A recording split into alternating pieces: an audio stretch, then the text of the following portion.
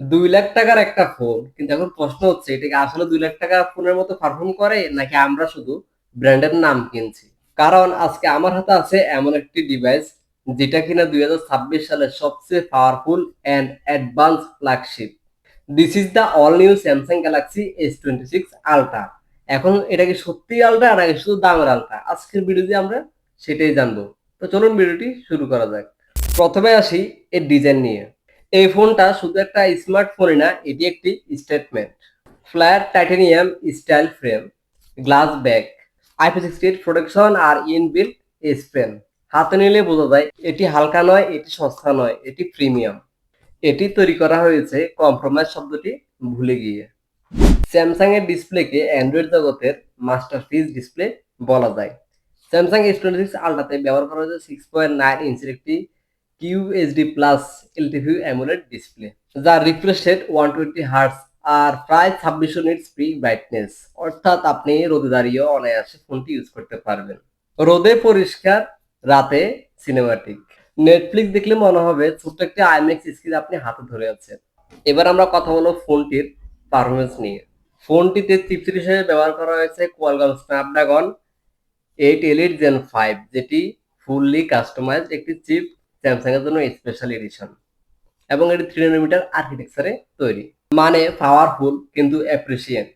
PUBG, COD, জেনচিপ, max setting এ খেলুন অনায়াসে। ফোনটি দিয়ে আপনারা 4K তে ভিডিও এডিট করতে পারবেন, মাল্টিটাস্কিং করতে পারবেন, কোনো অ্যাপস ক্র্যাশ করবে না। ফোনটি আপনারা দুটি র্যাম ভ্যারিয়েন্টে পেয়ে যাবেন, 12 জিবি এবং 16 জিবি।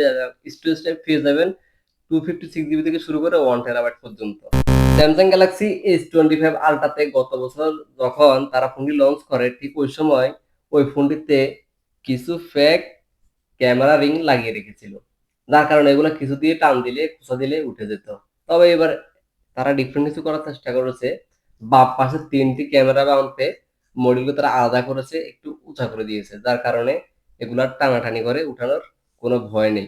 এবারও তারা ইউজ করেছে 200 মেগাপিক্সেলের প্রাইমারি লেন্স, 50 মেগাপিক্সেলের আলট্রা ওয়াইড, 50 মেগাপিক্সেলের টেলিফোটো লেন্স, এবং সাথে রয়েছে 10 মেগাপিক্সেলের আরো একটি telephoto zoom lens.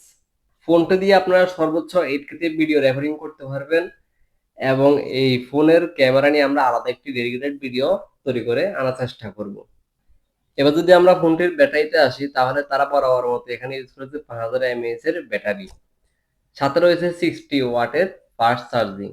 Heavy gaming, content creation, all day scrolling full day যাবে অনায়াসে, কারণ এটি স্যামসাং S26 আলট্রা। এখানে তারা ইউআইটা যথেষ্ট কাস্টমাইজ করেছে, যার কারণে ব্যাটারি খুবই কম কনজিউম করে।